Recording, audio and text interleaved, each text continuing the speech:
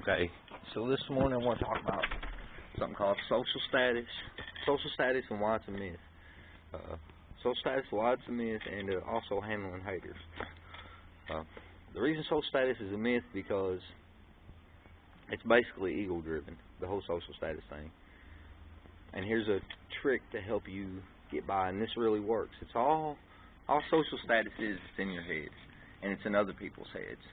The norm is, well, you're here, these things, and this changes. This can change moment by moment. It's not what you did yesterday, and it's not what you did the day before. It changes moment by moment, and especially like guys and the laws of attraction for guys, the way they're attracting a female. This can change, boom, just like that. I could be a total dick yesterday, a total asshole. I could go take a shit in the middle of Jamestown Square, and the next day I could recover, and I'm gonna tell you why I could. Because every moment, every frame of life, you live out moment by moment. And in that frame, in that moment, who you choose to be is who you are. So, and this is why you can always recover from no matter what you did, no matter what your past. And here's how you recover.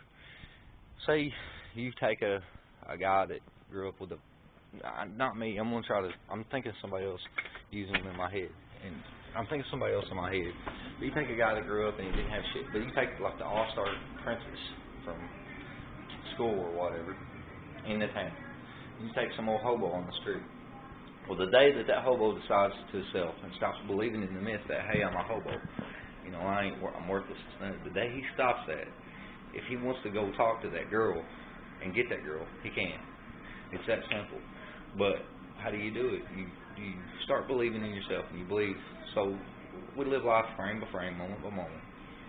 The moment he starts looking at his world and saying, you know what, this is my world. Because if the guy wasn't in that world wouldn't exist to that guy. So everything in that world, and this is the trick if you think this way, everything in that world is only there because you're acknowledging that it is. Now, and that's all the people in your world, that's everybody.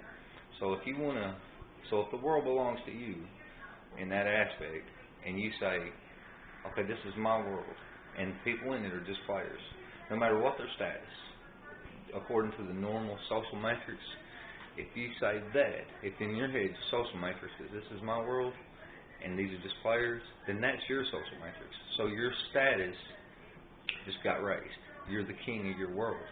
So what is the king of the world? How does he treat people? He treats people like they're visitors in his world. He's hospitable to them, makes sure they feel good. So if he wanted to go to that princess, you know what I mean, and go up and believe in his mind that, her status is no higher. I am the man, and she would, everybody wants to be with the king. And it sounds messed up. You don't want to say it. The only reason I'm saying is to educate. But if you get in that thought process, then your whole world changes. Your whole world changes, and you start treating people like that. Guys that don't have it figured out, because guys is more of an alpha male beta syndrome. And I get a lot of guys trying to crack on me, and when they do, I know how to dismiss it. I just agree with them or laugh or be like, yeah, that's kind of funny. And it works, you know what I mean? People stop doing it because people's always testing you, but the test that they're giving is a test of strength. If you fold and if you get mad back, then you're not strong in who you are. To be strong in who you are is to say, yeah, that's kind of funny.